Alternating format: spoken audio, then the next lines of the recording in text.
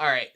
Sorry, Nick, in advance here. The other big game that we have to talk about, Manchester United 0, Bournemouth 3. Goals from Dom Solanke, Philip Billing, and then Senesi, the defender. 2 crosses, and then Dom Solanke, obviously the first one was just an unbelievable finish. How good do the fucking Cherries look right now, guys? I mean, they look unbelievable. I think John and I were flirting with a Bournemouth win in this one, and we couldn't bring ourselves to do it. But, man, Solanke, Tavernier, Lewis Cook was actually the player of the game, according to FOTMob in this one. The Cherries look unbelievable. It's a good team. Nick, you got to go first, dude. Yeah. I mean, what do you want me to say? Like, it was an unbelievable disappointment. Like, I mean, I'm just gonna say exactly what you think. Like, I mean, Martial should never put the shirt on ever again. Like Rashford just looks useless. I don't think did he go? No, he didn't go in. Sorry. No, he did. I'm sorry. I watched the first 65 minutes and then watched a couple highlights after. I mean, they're just. It's. All I'm going to say is that it's not the manager. It's not.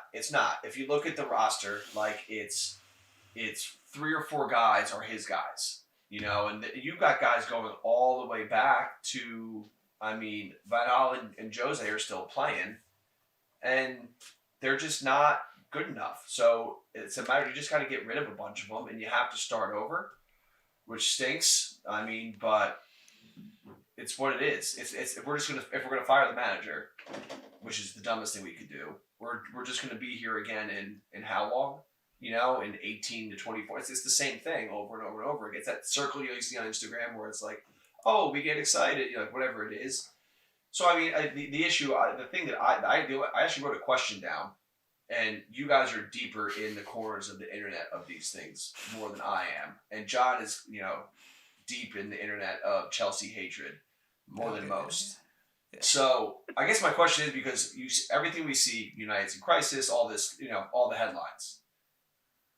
Pochettino, they're doing obviously the style of play, right? They've shown they can play with the big boys. We can't, but obviously they've had much worse results with teams below them. Is there stuff on the internet saying Pochettino's lost the locker? Like all these things that are being said about United. Because we're talking about British bias, we're talking about, we're going there with like United bias. I mean, it's more of a genuine question because you guys live deeper in there than I do.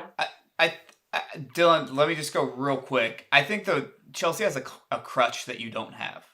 Chelsea has a crutch that you don't have, where it's like that team is so young, like top to bottom compared to you guys. That every time that I've gotten some comments or I try to push back on people, or I ask that genuine question too of who's in a better position right now, I'm told Chelsea have younger guys and you just got to let them develop. And like, I think when that is the narrative, there's not as much Pochettino lost it or Pochettino can't do this or because it's like, well, they're learning, that type of thing. Now, do I think that's true? No, I think a lot of the guys they signed suck.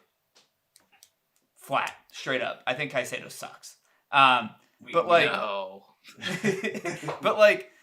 I agree. I don't think you see that at all. I do think, and we mentioned this on a different pod, like, you guys were the crown jewel of the Premier League for so long that, like, people love a love story, but people love a downfall story even more. Like, so it just sells more papers. I should be more like Ari Gold with Vince. Like, Brittany already fucked up her comeback. It's time for Vinny Chase. Is basically how I should start thinking about this.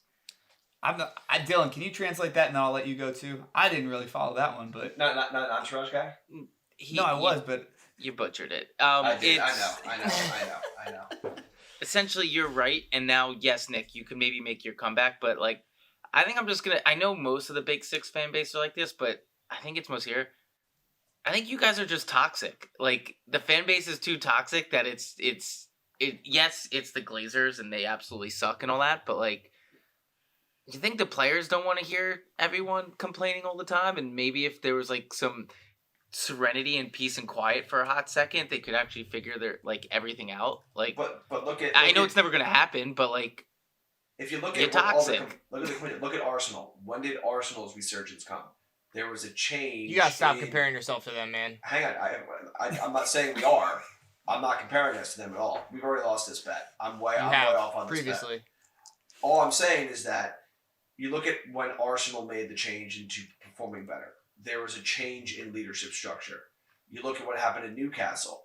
Change in leadership structure. But that's never going to happen, Nick, because the Glazers don't want to give it up.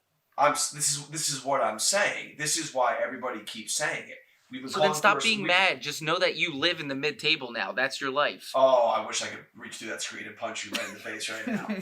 I think you're absolutely right. You're wearing a Bayern jersey right now because you know that they got their ass kicked and they're going to bounce back, and you're just ready to get punched in the face again. You've already admitted defeat. Yeah, you're mid-table. You asked me everything. You asked me what I thought, and this is what I thought. You look at what we need. We've been calling for a sporting director for 8 years. Haven't gotten it. A director of football. Haven't gotten it. I mean, we can go on there, and on. They're just a completely shit-run club. The team needs to watch The Wizard of Oz and learn how to get hard. Then you can go go from from there. there. I can use. That's true too. They also probably need to reach out to Indeed and fill those positions because if they're hiring, that's something that they need to think about. Look, the only two other things I'll say are there's never been a team in the Premier League that needs to take a season off more than you guys. Like you kind of just did it. Like a hiatus. You guys need to go to rehab. That's how I view it. And two, the internet's the internet. People love to see people slip and fall on ice. People love to see like royalty fall and slip on ice or celebrities slip on ice even more. You guys just got to know that that's how you're viewed. You're always going to get more headlines just because you're who you are. This is one of the things I was thinking about the whole time. For Liverpool, for City, well, never in an actual sporting sense for City, but depending on like charges, shit, whatever, doesn't matter. Liverpool, for City, for Manchester United, for Chelsea, for Spurs, for Arsenal. The benefit of being that top 6 team, the benefit of that is that you're never gonna get relegated. You'll never be in that situation. You're never actually gonna be at all in danger of not being in the Premier League anymore. And the bad part about that is that you will be criticized far more than anybody else will. We sit here and we see Bournemouth on level points with Chelsea, with Wolves, with Brentford, and you can look at all 4 of those teams. Chelsea are having a horrible season, right? Bournemouth are absolutely flying right now. Brentford are steady where they are. Like there's different perceptions of like where these teams are, and the luxury is you'll never get the benefit of the doubt there. But Bournemouth are probably never going to win a Premier League, okay? So you get to have the fact that at some point, you guys are going to be fine one day. Right now, you guys have to come to terms with the fact that you are not a big club right now, in the sense that you are not going to be in the top 6. You are not a team that anybody is scared to go play. And the same thing with Chelsea. The difference between you and Chelsea is Chelsea are a little further along realizing that they need to strip away all that. We're Chelsea, we've won XYZ, we've done all this stuff. They need to go into every game like they are mid-table and that they need to be fighting to get back up there. You guys go into games like, if it doesn't come to me because we're Manchester United, it's not worth trying for. You guys had a moment in the beginning of that Bournemouth game where you had like 3 or 4 shots that got deflected right in like the 3rd minute of the game, and you hear Old Trafford cheer and start going crazy like, come on, we can do it, we can get a goal. Not a minute later did Dom Solanke score on you guys, and then after that, dead silent.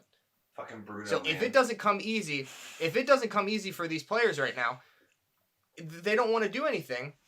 And you can sit there and you can count the managers that have come through and not been able to get anything out of these players, except for Jose Mourinho, who everyone shit on after he said that it was an accomplishment that they finished 2nd. I don't think you sack Ten Hag either. I don't know how you keep him in the job, though, depending on what next week result might be, what getting kicked out of the Champions League, if you go all the way out or fall to Europa League. I agree with you that I don't think you can just get rid of him and then find somebody else. I don't know who else you sign. But the players and people, I know we don't like Anthony Martial, but... No, we hate him. I think... I think Rashford's done. I think dude, he will I never. agree. No, he just got back with his girlfriend, so he scores goals again. Fiance, that was He 3 got back weeks a ago. while ago. Yeah. No, I agree, I- Michael. It kills me. The last couple of weeks, I'm like, fuck, he's done, dude. Like, I love him. It kills me though. Like, he needs a change of scenery. Dylan, do you know who'd look good in the Wolves jersey? Rashford.